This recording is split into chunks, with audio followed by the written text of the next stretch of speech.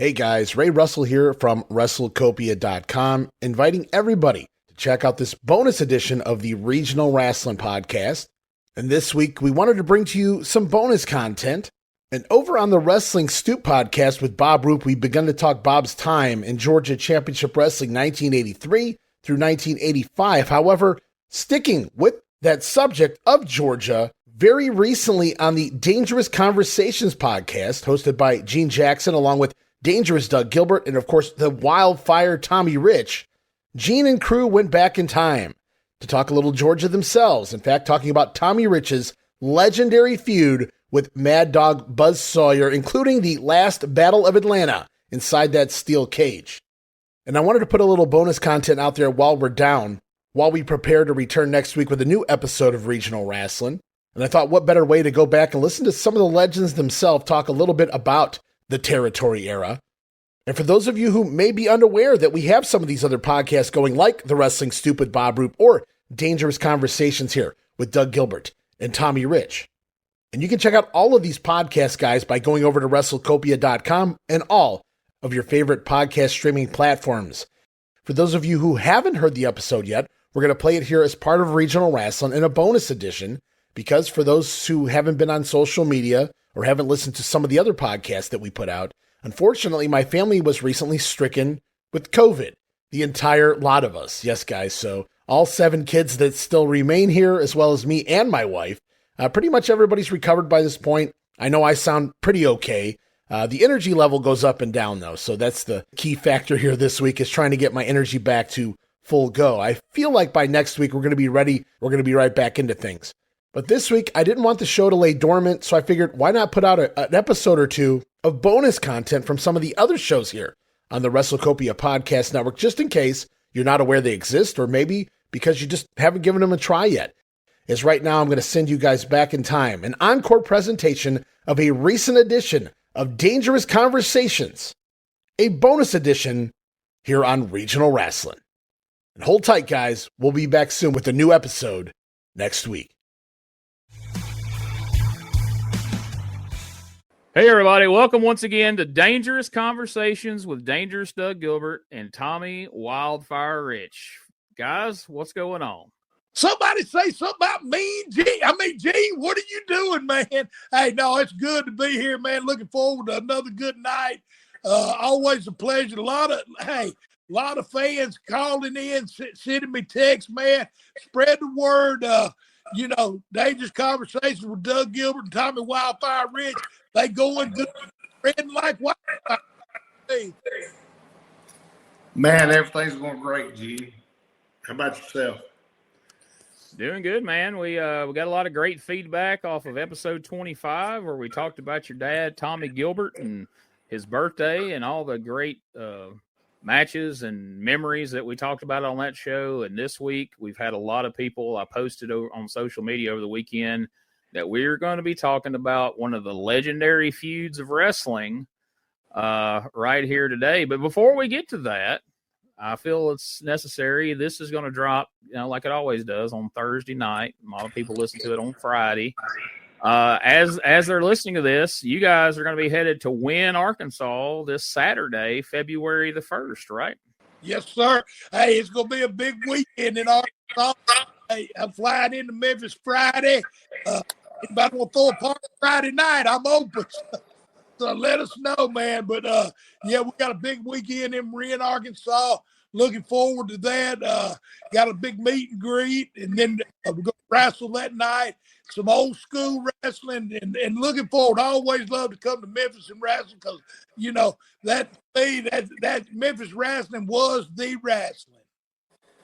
You can't beat the Mid-South Coliseum, Gene, and that's Memphis wrestling. Now, the stuff today, I'm not too sure about. But I don't want to knock anybody or anything. But when Tommy, my dad, my brother, myself, a ton of people, everybody that come through WWF come through Memphis. I mean, y'all both know that and everything. And I mean, I love Memphis wrestling. It's just the Memphis wrestling now is kind of not the same. No, it's definitely not. And if you don't believe us, just watch it and you can come to your own conclusions there. But yeah, man, Win Arkansas is going to be a lot of fun. There's going to be a good mix of old school legends and some newer people, but some of the folks you guys know, Downtown Bruno, the Grapplers, different people going to be there. So it should be a lot of fun. You folks come on out there. Like Doug said, it's going to be a meet and greet fan fest in the afternoon, matches at night. So come hang out with the Memphis Mafia, then come watch them in action. And keep checking the Facebook as we're adding dates all the time for these guys. These guys are staying as busy as they ever have out there on the road, making stuff happen. They're meeting, they're greeting, they're wrestling. They'll party with you. Whatever you want to do, Doug and Tommy, they've got you covered, right? Hey, believe me, if you want to party, Tommy will party with you. Tommy will party with you. Doug will ride a Peloton next to you. And there you go. Whatever you want to do. So, yeah, check the website for dates. And if you want to bring Doug Gilbert and Tommy Rich to your event, remember it's Doug Gilbert Podcast at Outlook.com. And I'll get you in touch with these guys and get them headed to your event, whatever that might be, real soon. Hey, let's don't forget this coming Saturday night in Red. Well, it'd be Saturday afternoon, won't it, Dougie? Saturday afternoon, do a meet and greet, and then Saturday night we wrestle. So it's Red, Arkansas. It's going to be a big night. It sure is. And, Gene, everybody around there, the old school Memphis wrestling, they'll be proud to see everybody, I'm sure. Hey, and a big shout out to my man, Jamie J, man. He put it all together. Hey, looking forward to it. Like I said, it's going to be a big, not just a big night. It's going to be a big afternoon, a big night, too. So I'm excited about that. Like I said, I'll be in Friday. Looking forward to getting out in Memphis, checking it out. And Jamie J, that's his hometown, right, Tommy? Yes, sir. Ren, yes, sir. Yeah. Jamie J, everybody be happy to see him also. All right. So, guys, one of the famous feuds of the 80s, fans from that, that grew up in the 80s, when you talk, what's some of the biggest feuds? Of course, there's a lot of great feuds in Memphis everybody talks about. But if they're talking about Georgia, the first feud they're going to mention, the most memorable feud of all, Tommy Wildfire Rich against Mad Dog Buzz Sawyer. And we haven't really gotten a chance to get into that here. And so I thought this would be fun to have this show about that. And we've been getting a lot of people messaging, a lot of people commenting and liking it on the social media. So I thought, hey, what a time to talk about it. Tommy, that, everybody talks about the big cage match. And, yeah, that was a big deal. And we're going to get there. But it was a long road to that cage match. That didn't just you guys didn't – it ain't like these days when teams start feuding or guys started feuding. And 4 weeks later, we're blowing it off in a cage. Like this started in '82, right? Yeah, it was probably one of the longest feuds in the history of professional wrestling. I think we went around the loop for about 2 years, man, before we ever got to the last Battle of Atlanta. Yeah. So the very first time that as far as looking through records and everything, the first time you and Buzz Sawyer stepped into a ring together was actually a battle royal in 1979 in Columbus, Georgia. That battle royal featured Andre the Giant, Ernie Ladd, Stan Hansen, Bobby Jaggers, just a whole host of big stars. Tony Atlas was in there that you would come very familiar with over the years. Looks like Ricky Fields, Killer Carl Cox, a lot of big names in there, but you and Buzz Sawyer was amongst them. What's your earliest memories of Buzz Sawyer, and how did he strike you as far as just a person before you guys ever tied up in the ring? I don't know if Buzz was a person or not. He was like a damn wild man, to be honest. But I just remember in 1979, God, you talking about Ernie the Cat Ladd, Andre the Giant. Can you imagine being in the ring with just that cast of characters, and Mad Dog Buzz Sawyer? I mean, the first thing I remember him was Ole Anderson. Ole loved Buzz. That they had one of them relationships. Of course, Ole always liked him old tough guy, and Buzz was tough, But I just remember Buzz. He's always slobbering and carrying on, and I remember on TV. He just killed everybody. And then even he would kill, he just beat daylights out of him. One day old, he come to me and he said, and Buzz was getting over, but he was getting over. And I remember only saying, you think you draw money with him? I said, well, and like I said, I'm from that old school. But I knew what them Funks and the Briscoes and the Gilberts and them did. I was at Hollywood. I was a Jackie Fox, which Jackie was tough. And I ain't saying tough, but just I seen Buzz killing them people, and you give your body to somebody. It's one thing to get in there and know you're gonna fight somebody, but you give somebody your body, you expect them to take care of you, and that's pretty much was my deal. I said, well, he'll work with me, take care of me. I think we can draw money. I said, but if he gets in there and beats the daylight out of me like he does some other guys, I said, nope, I can't draw no money with him. And so me and Buzz, we sat down and had a talk, and one thing led to another. And of course, he beat the shit out of me pretty much all the time. But it was still, but I seen it hurt people. But he was rugged like that old school wrestling, and he come from a wrestling background, and it was just always solid, But he always, he'd see Harley Race do a suplex on the floor. Well, he tried out on me. Needless to say, I said okay, but a couple of times, because I knew he was going to do it if I said yay or nay anyway. So he did it a couple of times, and he hurt me, and I'd shy away from that stuff. But as long as you let him do something every now and then he thought was really cool, he was all right with me, And he was just a cool guy, right, Tommy? I mean, yeah, he was. Yeah, but he always took care of me. I mean, too many people gonna tell you he was a cool guy, but he was cool. I don't hear a lot of that. Yeah. Well, I mean, I'm talking about. I laugh like, what about him walking around the airport with his shorts and? Oh, I've seen. Hey, him. We was in Saginaw, Michigan one time, and him and Ivan Koloff, and I don't remember who else was with him. There about four of them in the car. Well, Buzz had picked him up, a young lady in Saginaw, and it was snowing almost knee deep probably on the roads. And anyway, Buzz picked this girl up. Well, anyway, he didn't know she's underage, I don't guess. But anyway, they coming back, and all of a sudden the helicopter shining the light, and what happened?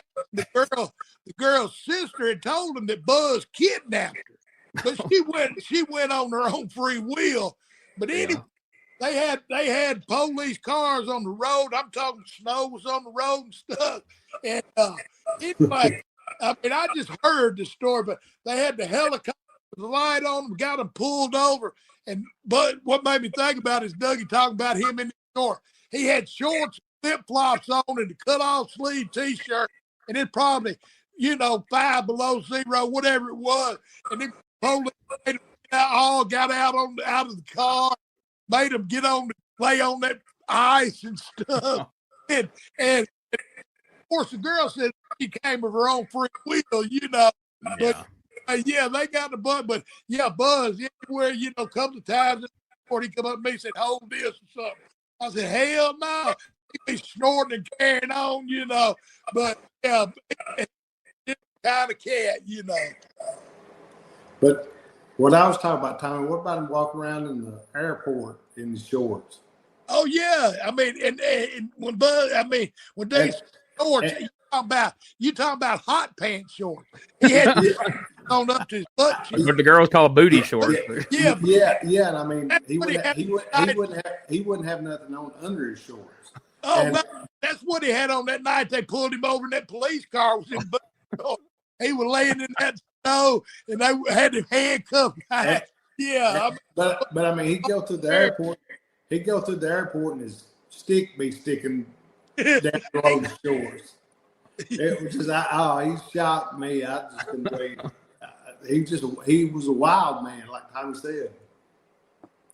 Now, kind of to the point you were making a minute ago, Tommy, I've heard you say in interviews over the years that you kind of ended up in an angle with Buzz because nobody wanted to work with him because he was bad to hurt people. And so I think it's good to remind people for context here. In 1982, if somebody injures you in a match, you're not going to go sit home on a contract and make money for 6 months while you heal. If this guy hurts you, you're not making money if you're not in the ring, right? So it's very important for you to be able to trust your opponent. So I can see why a lot of guys might be a little nervous about working with a guy like Sawyer that's known to hurt people. Well, and see, that's where I was lucky because he knew I was money. And so he was always, I ain't going to say he was gentle with me. He was gentler with me than he was other folks. You know what I'm saying? Right. So like you said, you guys, feuded throughout 82 and then into 83, but you're going around and you're wrestling him all over. Like I'm sitting here looking through results and, Augusta, Chattanooga, Columbus, Lansing, Michigan, Ohio, just night after night after night, you're having matches with him. You're having coal miners glove matches, Falls Count Anywhere matches, street fights.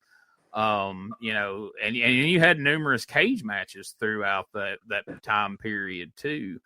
And from what I hear from people over the years is just the reason it didn't get stale and people didn't get tired of it because you guys just kept upping the ante on the brutality and the blood and the violence, and people were just like, what's going to happen next? One of these guys is going to kill each other, right? Is that something you guys talked about, or is that just kind of just naturally the progression of it?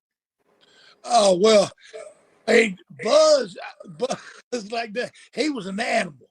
So it was survival. It was survival out there. I was always theory, but there again, like I told him, I said, if you go out there and he'd wrestle with me, but it was rugged every night. And Buzz, like they tell you to go 15, Buzz like to go 30 or 40. That was just him. So, I was always ready for a 30-minute match. And I've seen him eat 2 hot dogs before a match. And he'd say, throw him out of the ring. I'd throw him out of the ring, and he'd crawl up under the ring, throw up, and come back in where he done eat 2 hot dogs. He was a crazy man. I seen him one night. We wrestled in Williamson, West Virginia, and there wasn't but one little store that was open after the matches. We had pulled up. We went in, got our beer, whatever we was getting. So anyways, we was getting ready to leave. Buzz come pulling in, and some guy got out there and was telling him, I didn't even hear the conversation, but all of a sudden I see Buzz grab him. He gives him a suplex out there on the pavement. It had to hurt Buzz as bad as it did him,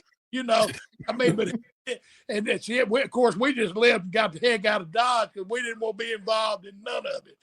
But he was just, he was oh man. And so you guys got tons of magazine coverage at the time. Like I go back and look through magazines from the 80s and man, there's so many stories and covers and everything. Doug, what do you remember? You're a fan in 82 and 83. Of course, your dad and brother's in the business. What do you remember hearing about this Buzz Sawyer, Tommy Rich feud at the time? Oh man, it was so good. It was so real, like Tommy said. And Buzz amateur wise could do anything too, right, Tommy? He could freaking go and he was wild. He was wild. That's why I only liked them guys that could wrestle and stuff like that. And Buzz, Ole loved Buzz. Later let him be the booker. He was the booker for Ole. At the end of how was that, Tommy? Was Buzz a good booker or? Well, I think he just carried the game plan for Ole. I think that's what it was. Ole had stopped hitting the road so much. He let Buzz be in charge because I guess he thought nobody would give Buzz no lip about what he had to do. But he put a lot of faith in Buzz. He knew what nobody was saying nothing back to Buzz, didn't he? Yeah. Now another way you guys kept that. Go ahead. But I'm sorry, G. What I was going to say though, you'd watch Superstation and everything and see all the angles and everything was so great with Tommy and Buzz and everything. I mean, it was drawing so much money. I mean, the Omni, how many times, Tommy, you even know how many times you and Buzz sold the Omni out? No, shit. 2 years we wrestled there once a month, and it was always, if we wasn't the main event, we was next to the main event. But the Omni kind of like Mid-South Coliseum. You bring the whole package in. We do the Atlanta City Auditorium, and then at the end of the month, we'd hit, the Omni. And, of course, Atlanta City Auditorium, I mean, it was kind of like the Louisville Gardens, man. It was a building about that size, I would say. Maybe a little bit bigger, but then we do the thing, and they bring Big Dusty in, and, of course, Ernie the Cat Lad and Andre. Everybody wanted to be on 17, and I was so blessed, to be there and to have the angle buzz even. I mean, it took a toll on me, though. Yeah, it'd have to. Took a toll on you. Yeah. I mean, you wrestling him six nights a week at least. I mean, and he wasn't killing me, but it was a fight every night. It was like being in Japan, wasn't it? Yeah. Oh, yeah. Yeah. So another way they kept the feud fresh is they would mix in tag matches. But now, Doug, listen to some of these tag team matches that Tommy was in here. Like, here's one. You got Stan Hansen and Tommy Rich versus Buzz Sawyer and Ivan Koloff.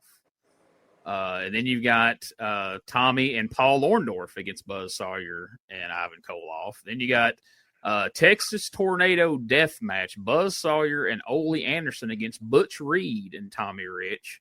Well, and all of those were being great matches, but I guarantee you Tommy was glad there was tag matches. Yeah. And that's what kind of kept it fresh too, though. And that was a good thing about me in Atlanta too. I have a run in a single and then go into a tag match. And that's what kept me fresh too, was the different faces. And that's what really kept that angle fresh, because of the different, we'd run a 6-week deal with a tag match and then go back to the singles. Like you said, hell, we had them from street fight to cage matches, And that was all great talent. And, I mean, it was good booking also. It had to be and everything. But, I mean, it was just so hot right then. Right, Tommy?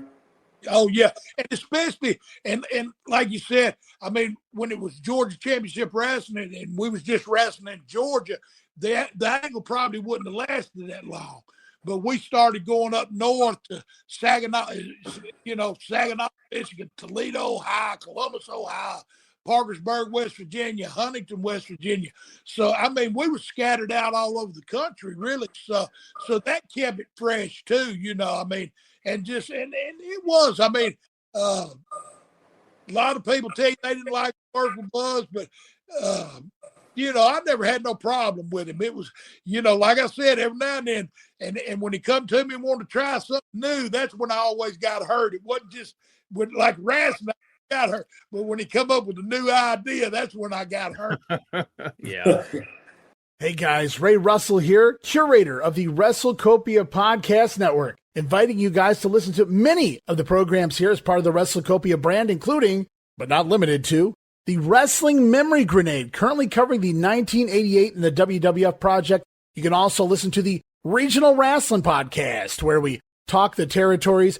You can also listen to the Wrestling Stoop with the legend himself, Bob Roop. But that's not all. You can also check out the Puro Wrestling Academy with the professor of Puro Resu, Mr. Dan Ginnity.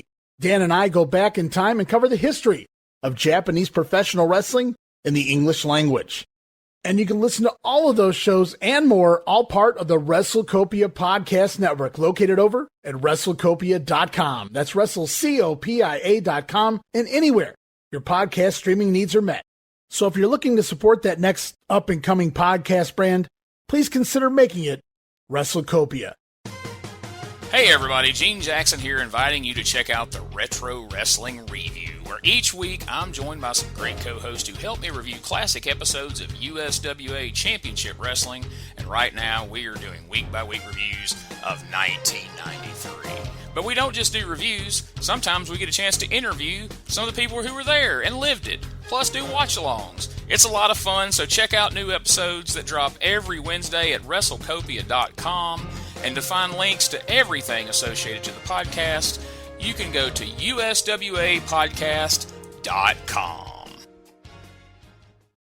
So here's a 6-man tag: Ole Anderson, Ivan Koloff, and Buzz Sawyer. Now listen to this combo right here: Tommy Rich, Mr. Wonderful Paul Orndorff, and Ray Candy. Now that's 3 people you wouldn't picture together in a team, but I imagine that was a pretty formidable team. It looks like you guys got the win in that one in Cincinnati, Ohio. You did that match, and then you're in Columbus, Georgia. So y'all took that around for quite a bit there.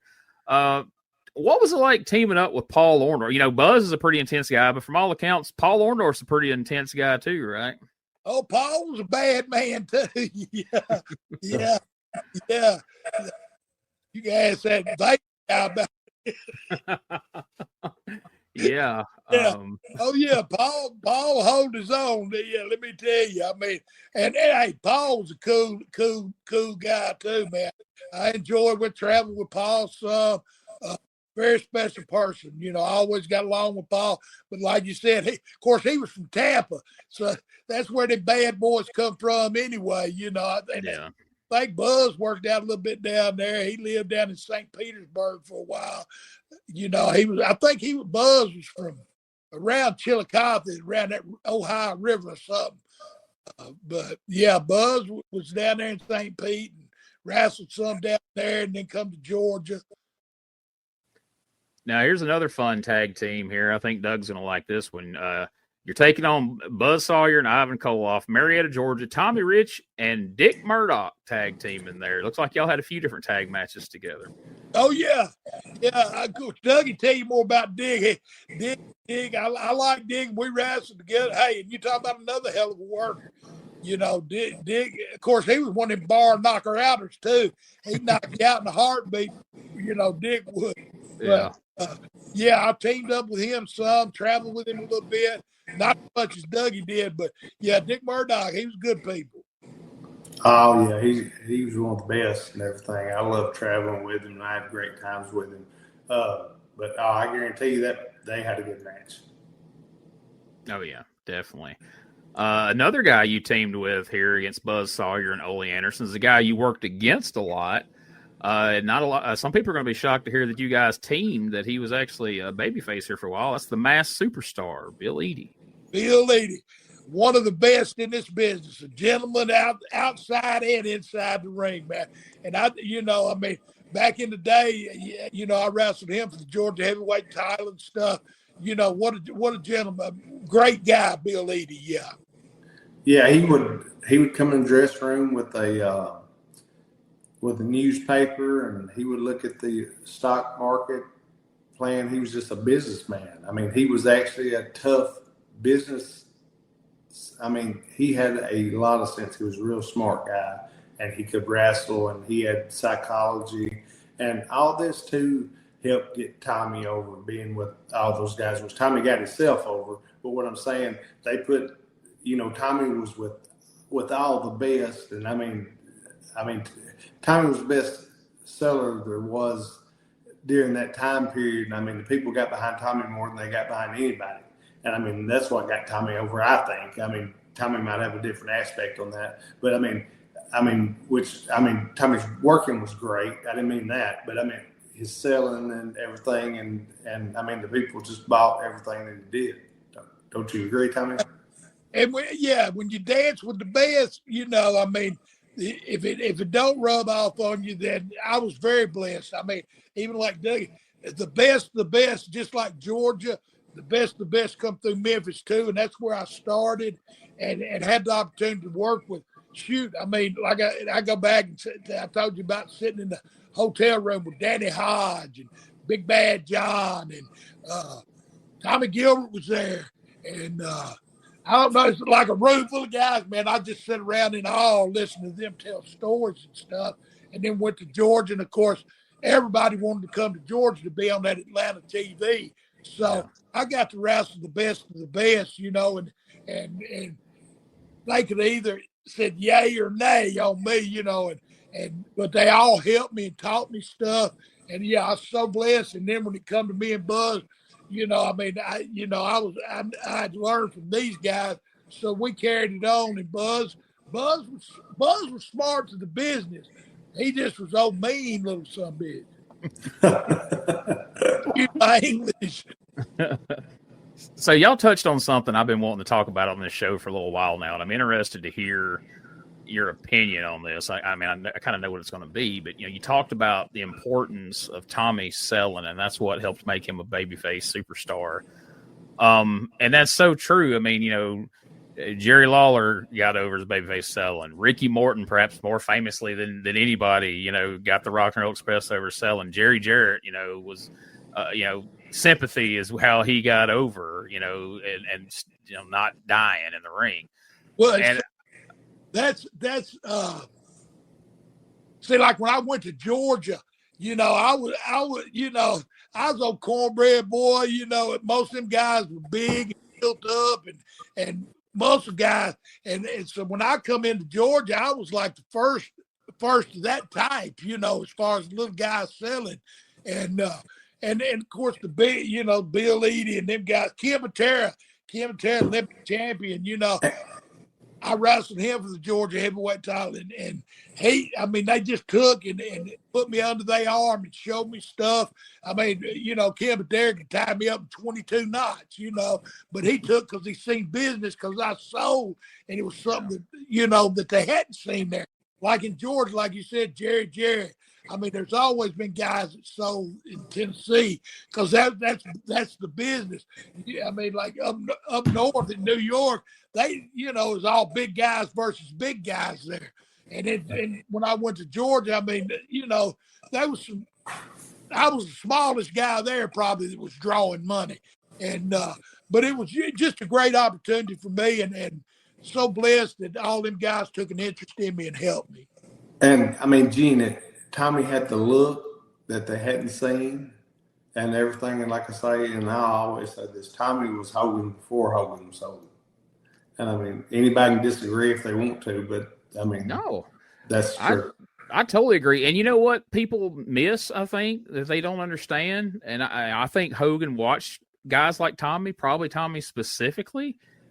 Hogan, it was big guys, Hogan, a big guy wrestling other big guys. Hogan spent most of his match selling for those big guys, and then he made the big comeback. But the match got over on him spending the whole time selling and getting beat down and then thinking he can't come back. Then he hulked up. But I've been arguing with people for years, and a lot of people get mad at me for saying this. And they're like, who drew more money than anybody? And, of course, he did.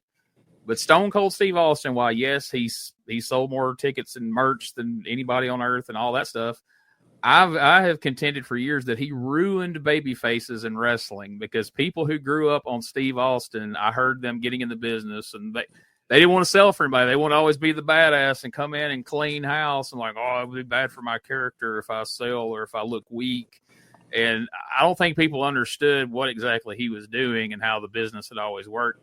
You guys being in wrestling, did you guys experience that where there come a time where all of a sudden baby faces don't want to sell? They always want to look like the world beater, like Steve Austin? Well, here's the thing, Gene. I think, everything evolves, and I think Steve was great, but, you didn't have guys that followed in footsteps like you said, Tommy and Ricky selling and everything, and that just – when they saw guys like Steve Austin get over and everything, they wanted to be I'd laugh when the guy says a tweener. I can be a heel and a baby face. And everything. And I ain't got to sell. And I think, yeah, right, buddy, get over and everything. But that's what changed, in my opinion. What do you think, Tommy? Yeah, and I remember Steve when he was in Georgia. He come in there and had a little haircut and stuff, and but he sold his ass off, and of course when he went up there, it was a different horse too. It was a different world up north, than it was here. Because up north, you watching big guys, they beat the daylights out of each other, and if you got them to stagger, that it was just a difference in the business. And I think, like Doug said, I think you had to adjust to that. Because like I said, I seen Steve, he'd sell his ass off, in Georgia. I mean, and that's the way he learned. And I just think when he went up there, in which that's when Vince, of course, went WWE, the big show and everything, and it was changing with the times, And I mean, Steve would come from Dallas to USWA here with us and everything. And I mean, but he was always a heel. And I mean, he sold his butt off, as a heel. And I mean, he was a great worker here before he went to WCW. Oh, yeah. I mean, Steve Austin's a great worker. Don't get me wrong. I'm not saying he didn't know how to sell and he didn't learn the right way, but you had these guys who were just watching Monday Night Raw where he's out there stunning everybody. Because even on pay-per-views and matches, Steve Austin sold when it was time to sell. But these guys would watch Monday Night Raw on Monday night, and they'd see him stunning everybody and nobody really getting the best of him. And then they want to come to Corinth, Mississippi on Friday night and do the same thing. And it's like, dude, you're not – this isn't the same thing. What you're doing in Mississippi wrestling is not what they're doing on television on Monday night. It's two different. Yeah, that's where you try to get me started up to say something on Memphis TV, wasn't it? Somebody did. I don't know if it was me, but I was in the room. That's for sure. That's for sure. But that's another podcast for another day. So tag team matches. Again, you had some really, really good partners along the way, and as we're into 83 now, we got Texas Death matches, we've got Texas Tornado matches, Tennessee Street Fight, which I assume was in your favor, Tommy. You're making Buzz wrestle the Tennessee Street Fight because you're the Tennessee boy, right? Well, we just called it that. It was a street fight for me every fucking night. Street fight with Buzz every night. But I mean, but that was just them creating. I mean, just a different match. I mean, we did bunkhouse matches. We did anything they could come up with for a different name. That's what we did. Yeah. Y'all did Georgia Street Fights, didn't you, Tommy? Yeah. According to what town we was in, it'd be a Georgia Street Fight, a Columbus, Ohio Street Fight. I got you. And then, so not long before we started getting in and getting close to the big cage match in Atlanta, there's a 2 out of 3 falls tag team match. You and Pistol Pez Watley taking on Buzz Sawyer and Paul Ellering. So how does Paul Ellering start to kind of figure into this? Well, I don't know, because he didn't start with Buzz, but he come into the territory, and Paul was wrestling at first, and then I guess Odie just seen something there. Paul wasn't really getting over it, but Paul could talk on it too. And so anyway, they put them together, and of course you come to the big blow off when Paul Ellering was hanging up over the cage match too, But Paul was another Paul. I mean, you talk about somebody that don't get the credits they deserve. I mean, Paul did a lot in this business too. Yeah, and I mean, Paul could work.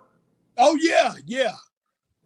And I mean, he could talk. He could sure talk, and he could work also. I mean, I remember hearing Memphis work. And yeah, Gene, do you remember that? Are you too young for that? I mean, I don't remember it in real time, but I know going back and watching tapes, I know like when Lawler broke his leg, Jimmy Hart made Paul Ellering the new king initially, and that's who they were going to go with, as the head of Jimmy Hart's stable. Just hit the ring. Rich just hit the ring. And it's Rich after that headgear of Buzz Sawyer. Tommy Rich.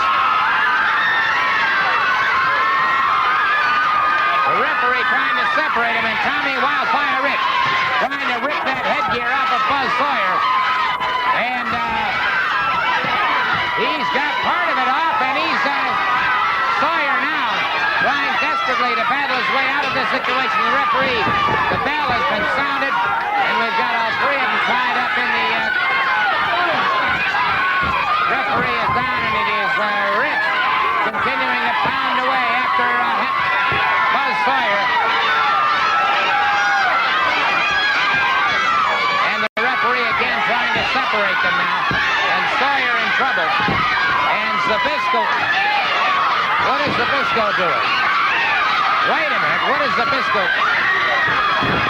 Zbyszko, I think it certainly appears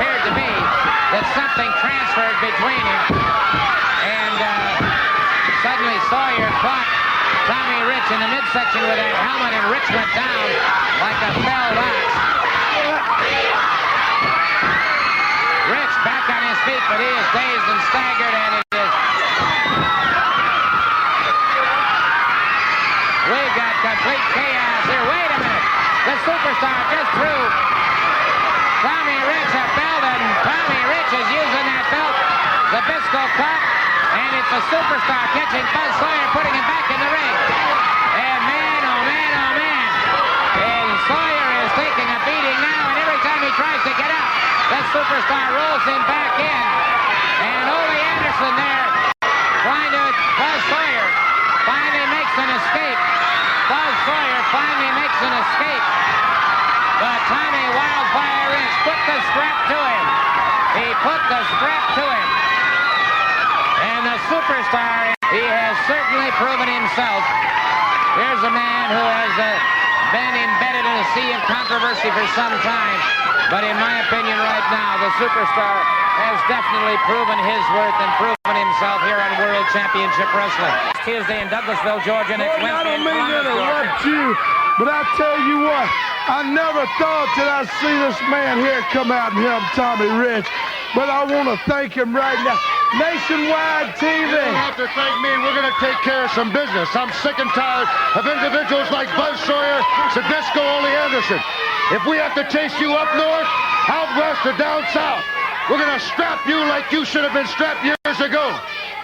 I'm 110% behind him, behind Stan Hansen. It doesn't matter. Every time I get in that ring, You know the against Buzz Sawyer, it doesn't matter where it's at. You're going to get... On the 20th.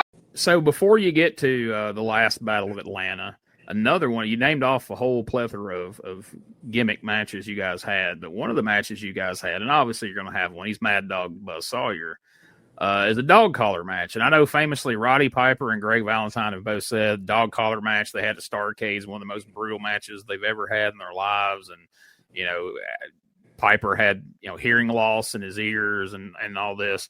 How brutal was the dog collar match with Buzz Sawyer? What no more brutal than wrestling ever done.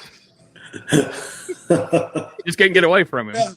Yeah. Well, I mean, Buzz took it in. Of course, he clocked me with that chain a couple of times. You know, I mean, it ain't like the chains they use today when they have them matches. They kind of them like aluminum or light link chains. You know what I'm saying? Yeah. Then back in, they use them old long chains or you pull a car with. So Oh my God. even if you barely got hit, that damn chain hurt. You know, so yeah, but like I said, Buzz always took care of him, and of course I probably hit him as hard as he hit me sometime, especially in the gimmick match. So it was, you know, but Buzz, I mean, overall, I mean, you figure going around with him 2 years and I didn't blow a knee out or I didn't have a neck injury or what. No, I didn't get hurt really bad. He hurt me a couple of times. I remember one time we was in Chattanooga. That's when he had seen Harley do that suplex on the floor. And back then we didn't have no rubber mats on the floor. So Right. and I told him I had some hurt ribs even at the time. I think that he had done hurt. But anyway, he gave me a suplex on the floor. I told him no more. You know, I mean, but he was good. But he just always wanted to try something different. So coming up October the 23rd is when we get to the last Battle of Atlanta. Now, before we get there to actually talk about that, I want to kind of back up a little bit. So WWF over the years, you know, they had their Hell in a Cell, which was a steel cage with a roof on the top. And people thought, oh, man, that's crazy. That's you know, where would they come up with something like that? Well, they came up with something like that because that is what you and Buzz Sawyer competed in this last Battle of Atlanta. It was not just a steel cage match, but it was a steel cage with a roof on top to ensure that it contained you guys because we're going to try to end this feud. You could see pictures of it in magazines, but for years and years and years, there was no footage of it anywhere. Nobody had ever seen, you know, any footage of it. And I remember when I got into tape trading as a fan, that was like the holy grail. Like everybody was always trying to find footage of the last Battle of Atlanta. And that's how people would rip people off and steal people's money. You'd have these guys pop up and be like, my friend knew Paul Ellering's cousin, and he got me a tape of it, and I have it right here, and I'll sell it for $100. And inevitably, somebody would offer them $100, and of course, they'd get it, and it'd be something else, But everybody was always trying to find that tape, and finally, it was decided that it doesn't exist. There's just not a tape of it out there. And then in 2016, some guy who's scouring through all of the footage that they got when WWE had bought the tape library from WCW finds this tape, and they announced that they're going to put this on the WWE network. What do you remember, before we actually talk about the actual match, do you remember when someone first told you, Tommy, they have found footage of this famous cage match that you've been getting asked about, I'm sure, almost every day of your life since 1983. You've had to probably talk about it a lot. You remember hearing about it, and what did you think about that? Well, I was talking debates with people that always ask me, and usually like they would film they would never film a blow off match, and like that was a blow off match. So, and for some reason they had the big camera there and filmed that, but nobody knew that, I don't guess. But back then, all that stuff was on 3/4 tape, 3/4 inch tape. So going through that stuff ain't as easy as slipping the DVD in and checking it out. So all of that stuff, I mean, and what they would do, they would go back, like if that tape, they would erase a lot of that shit. Yeah. And they thought it had been erased. And then, like you said, somebody was going through that stuff. But yeah, that's where they're selling the sale. That's where it originated from. I mean, you figure. I mean, we had the Omni sold out. I mean, and it was a raw Hell in the Cell cage. They had the cage on the side, and then just had some chain link over the top. And then Paul Ellering, he was in a damn little cage up over the ring. And I was more worried about him, that damn chain or whatever was holding him breaking loose, and him coming down and smushing us, Yeah. But yeah, it was wild. That was, and usually a cage match, you go 15 minutes at the most. Me and Buzz in that, I think we went close to 30 minutes almost, I think. Both of them bloody. And see, Gene, back then, they'd bicycle those tapes around, right, Tommy, and they'd record over a lot of them. Yeah. I mean, and think of all them, if you had those tapes today, every tape that was made, but I mean, they would bicycle them around and record over them the next week, so it wouldn't cost so much. Yeah, Yeah, so it cut down on the fee and everything. But imagine having all of those tapes and them not have been bicycled around, and what you would have. I know, it makes you sick, because the reason when you find that old stuff, the quality is usually really terrible, because it's just a tape that somebody recorded off a TV back in the day, and then they've ran copies off for years and years. So it's like a 20th generation copy. And those master tapes, like you say, most of the master tapes of those old territory promotions got taped over and erased. So most of it's lost to time. And for years, people thought that there was no tape at all of this cage match. And when they found out it existed, people lost their mind. Because like I was telling Tommy, like tape traders for years were searching for that. People had shelled out money, time and time again, thinking they had found it, and they never had.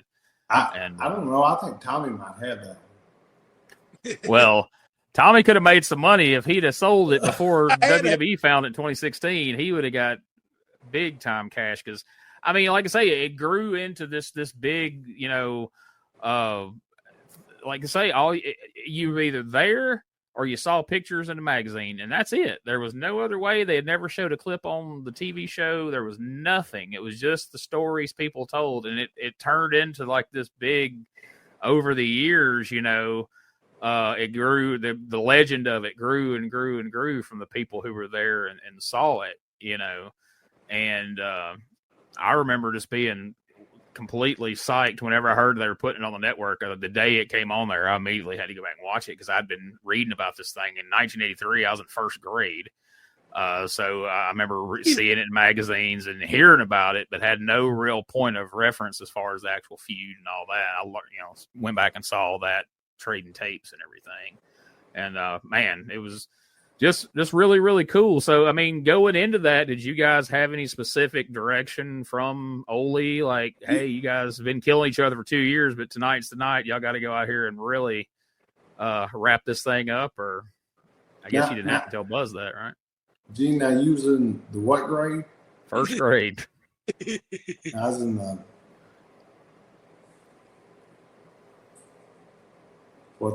eighth grade? Probably, yeah. That sounds about right, based on our age difference. Damn, y'all must be talking about my daddy in that cage. I'm kindergarten. Tommy was 8 years old in the cage match with Buzz Sawyer. That's why it was so rough on him. That's it. That'd be child abuse, wouldn't it? Yeah. But it was shocking to me, just, to make that journey with Buzz for 2 years and to know, and of all places to go to I get goosebumps now, to go to, the Omni there in Atlanta, Georgia, and it'd be the final night. And the deal was, if I beat Buzz, Paul Ellering was over the ring in that cage, but if I beat Buzz, Ole Anderson got 5 minutes with him, and he got the 5 minutes with him. So it was a big blow-off night that night. So of all the great things you've done, have people asked you about that perhaps more than anything persistently over the years?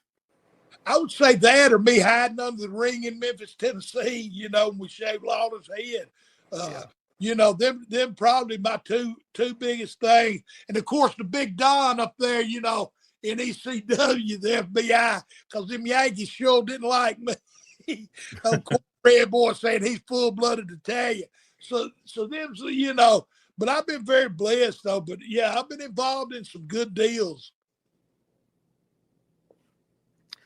So, like you said, that was the blow-off, but things were a little different back then. Like now, they have a blow-off on a pay-per-view, and that's it. They are done. But like you said, those tapes were bicycled back then, and you went to different areas. So you guys on October 23rd had a steel cage match, and then most people don't realize on the 27th, you had a dog collar match in Tallahassee, Florida. And then on November the 2nd, you had another cage match in Wheeling, West Virginia. And then on the 3rd, you had another cage match in Altoona, Pennsylvania. So you guys had a few more to do to wrap it up in all the different towns. Hey, Gene, did you look in to see what, those drew or anything? So if this is correct, for the last Battle of Atlanta, it says there was 10,600 people in the Omni. What does the Omni hold, like 10,000? So that was probably slightly over capacity, slightly over what they should have sold. And Gene, to Tommy, to me, the Mid-South Coliseum is the building, which it is. I know also Tommy, but also the Omni was like the Mid-South Coliseum. Tommy, I'm sure, right, Tommy? Yeah. Oh, yeah. Oh, yeah. It was what they call it, the Madison Square Garden of the South, is what a lot of people say. So here's another little fun fact to tack on to the end of this. So you and Buzz had this feud for 2 years, and what a lot of people don't know or remember is November the 24th, 1983, you would team with Buzz Sawyer to take on the Road Warriors to challenge for the tag team titles, and then you and Buzz had a little bit of a run as a tag team briefly there. How was that? How was that received by the fans? That's what I should say. It was a party. Just happy you're not having to wrestle. Hey, and thank God, Buzz. Thank God I had Buzz on my side, because them Road Warriors about as crazy as he was. They like to beat you up a little bit too, So I had somebody to give as good as we get, So that was a good one though. That would have been a good match. Yeah. I was fixing to say, I bet Tommy was glad Buzz was on his team. No joke. And you guys beat the Road Warriors, which was a rare feat in 1983. Wasn't a lot of people beating the Road Warriors. So you guys had this big feud. You blew it off there in the cage, and they were kind of the angle. You could kind of see they were kind of working towards maybe turning Buzz, and then it happened after the cage match. They revealed that Brett Sawyer was his brother, and the Road Warriors had injured him, and he didn't have a tag team partner. So his old nemesis, Tommy Rich, stepped in, and you guys beat the Road Warriors. And it wouldn't be long after that before the mysterious Mr. R would be showing up. But that's another podcast for another day, right? And Gene, did the Road Warriors stay for a while after that, or did they go somewhere else? They were in and out. They traveled everywhere anyway. Yeah. But I mean, did they stay in Georgia? They came back. They wrestled them again the following month there at the Omni. It was a rematch with Buzz and Tommy, and then they had eventually we get to Brett Sawyer, Buzz Sawyer, and Mr. R against Animal Hawk and Paul Ellering in a 6-man tag. What was the attendance on that? Let's just see here. That one, 11,000. So they crammed a few more people in there. 400 more. So that's a pretty big statement there. But now that was on Thanksgiving. That was the Thanksgiving event that year. The Omni Christmas, Thanksgiving. That was they would pack it, jam it out as many. They'd be hanging off the rafters. On the holidays. Back then, that's when, but every territory did that. They would do, first it was Thanksgiving night and Christmas night. Then it went to Thanksgiving Day. And as soon as you ate your turkey and stuff, you go do a Thanksgiving Day show. And then you go somewhere and do a Thanksgiving night show. And the same for Christmas. I mean, they would get all they could out of you, Hey, is that where Ricky got that hanging off the rafters? maybe that's where I got it. Because they were hanging off the rafters everywhere the Rock and Roll Express went, buddy. No matter how big or how small the venue. Still to today. Well, there it is, folks. That is the famous blood feud between Tommy Rich and Buzz Sawyer. And also, you mentioned this, Gene. I think me and Tommy have been a former podcast, but Tommy worked with Buzz. Tommy, what was it that Bert carried you and Buzz? Y'all drew a bunch of money? Oh, South Dakota, yeah. We went up there. And that's another thing, Bert. I mean, people like Bert, like me and Doug, like he got us out of jail up in Sistersville, West Virginia.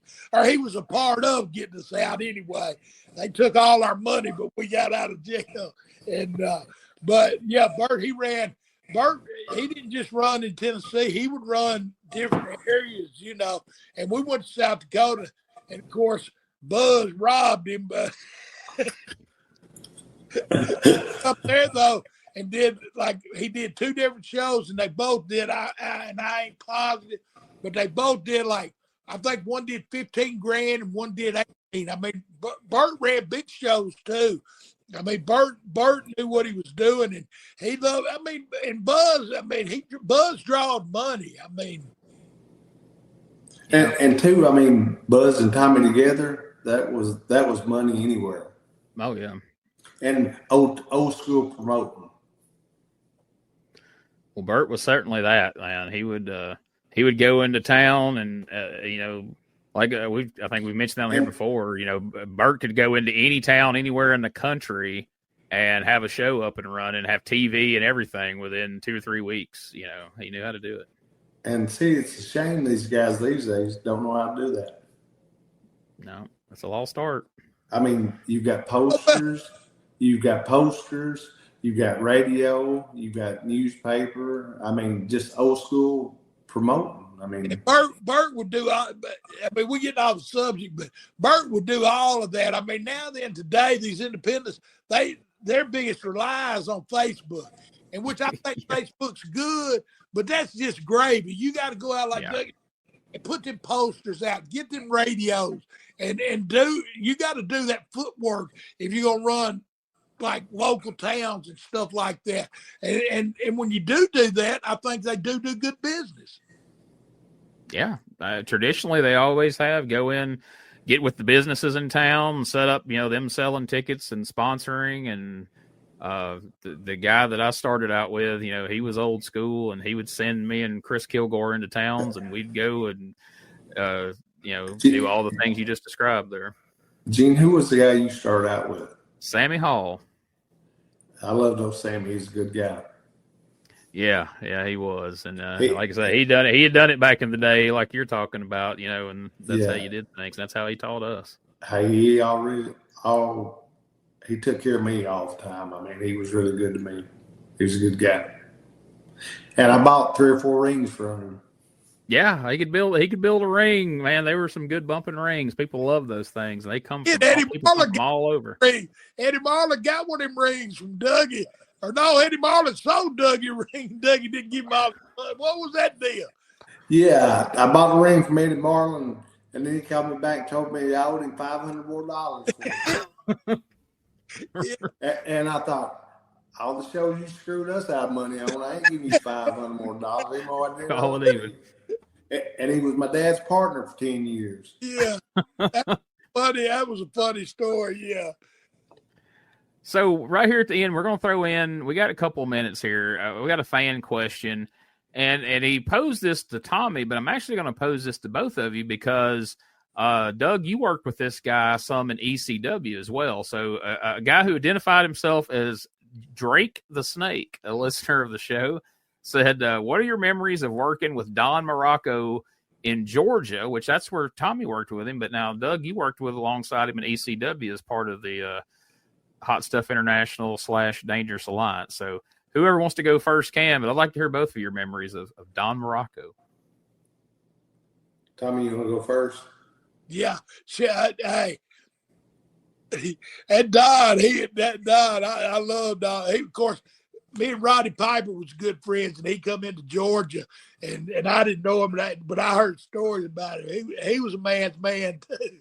And anyway, we in Columbus, Ohio, one time, and I don't know if this is probably correct, but anyway, I don't care. Don says, "Come here a minute. We're in Columbus, Ohio, and it's just little dressing rooms, and it's got bathroom style." And Don says, "Come in here a minute." And I wouldn't tell Don nothing. No, I partied a little bit, but anyway, I had a little sniff, and he said, "Here, hit this." And about that time, somebody banged on the door, and it was old Addison. He said, "God damn it, Oldie." He said, "You want some of this?" He said, "If you don't, get out of here." I thought, oh, my God. Anyway, we went about our business, and Oldie never said a word. Yeah, Oldie didn't want no part of Mr. Morocco. Yeah, Don was a tough man, too. And what a cool guy, though. I mean, he was just, very good people, man. I mean, I'm telling some of my party stories, but it don't matter. I love Don also, man. He was, like Tommy said, he was one of the tough guys, which everybody in those days was the tough guys, but Don was like a cool, tough guy. And I mean, didn't nobody want to mess with him. I mean, I didn't know anybody wanted to mess with him. But I mean, we had good times in ECW up there when he come in. I mean, he was, super gentleman, and I mean, just a great guy. Anything business wise, he was all for it. Good business. I mean, angles and stuff. Very, very smart about that stuff too. Yeah. Yeah, from everything I've ever heard, he's a great guy and is a heck of a worker over the years and entertaining. I mean, even in stuff like those Fuji Vice skits and stuff in WWF, they were fun, but he was also a hell of a wrestler. Well, he was, and where I heard the first story, he was over when Mr. Barnett had Australia and New Zealand and all of that. That's when King Curtis and Don Morocco and all them guys was over there, and they were working for Mr. Barnett over there. And anyway, I just heard cool stories about him then.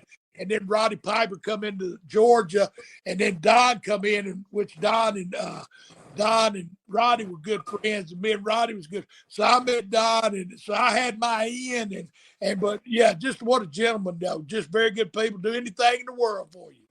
Yeah, and like Tommy like Tommy said, he was so smart business wise. I mean, he could come up with anything. Also, I mean, angle wise and everything, and help out with. I mean, you know, and that was a cool thing in ECW. Like my brother would tell him what he wanted and everything, and he'd say, "Is there anything that you that you think would make this better?" And if there was anything, he would tell Eddie. If there wasn't, he'd say, "Yeah, that sounds good to me." But I mean, he was just a gentleman, but I mean, he was a tough gentleman. And see, and that's another story for another time too. But that's the way. And Dougie's mentioned this before too. That's the way the business used to be. I mean, the booker might have an angle, but if you had an idea and it was good, they was open to listen to it. They love fresh ideas, you know. I mean, and like Don, and of course Eddie was a brain in this business anyway. But Dougie and me, I mean, you know, now today, you know, they're one direction. Whatever they say goes. You know, it don't matter if what you say is better or worse. It don't matter. Yeah. You know, you're gonna do what they say do. And we had that door to, we could improve a little bit, or if they better, then they would, you know, they're open to listen. Whereas in today's world, I don't think they are so much. No, definitely not. So, well, folks, if you're enjoying the show, and we hope you are, please help us spread the word. Tell your friends, share it on Facebook, wherever you do your social media at. Rate and review and subscribe to the show, and we sure appreciate all the support, all the feedback you guys give on Facebook and Twitter and everywhere. I appreciate it. I know Doug and Tommy appreciate it as well. Hey, yes, Amy J, we'll see you this weekend in Wren, Arkansas. Everybody, don't forget about it. It's going to be a big afternoon, a big night. So y'all come on out, and thanks for listening. Tell your friends about us and tune in, and we'll see you next week. Yeah, like I said, it starts at 6. I think the meet and greet does, and me and Tommy will be right there signing pictures, taking pictures with everybody. Everybody come on out, and man, we can't wait to see all the old fans, all the new fans. Gene, we appreciate you getting all the attendance for the shows for us and everything, because you're the smart guy out of us three on here and everything. But anyway, like Tommy had to fight for his life for 2 years on this show that we're talking about. But anyway, listen, hey, we appreciate everybody listening. Like I said, come on out to win. Me and Tommy will sign, take pictures, whatever you want us to do with you, we'll do it and everything. But listen, peace. Everybody be cool. Sport, of course, injuries are expected, and many times, however, injuries can be so debilitating that eventually they begin to affect you emotionally. And I can't help but feel, perhaps, Mr. Sawyer, that emotionally, perhaps you're just a little bit... There's a lot of emotional things going on in my life right now. A lot of things happen. A lot of people in my life that I see that I ain't seen in a long time. I see, and it's bringing back memories, bringing back times when I was a little boy, bringing back times when I think I might grow up to be a bigger boy. You know, I sometimes sit back and I think, yeah, I'm the mad dog, and I'm the best there is, and I never denied that, and I've always said it, and I always believe in it. But get that camera up here on me, and you'll see life has changed mine. Life has changed me. Wrestling has changed me. Tommy Rich, you have changed me. In the heart of Tennessee. Alrighty, that's going to wrap it up here this week. I want to thank everybody who tuned in to these bonus episodes of Regional Wrestling. We'll be back next week with a brand new episode as we continue on that journey through 1977 Memphis, the early 80s in the LaBelle territory there in LA. No doubt Gene Jackson going to be back to continue on Memphis 1985. We're upstarting.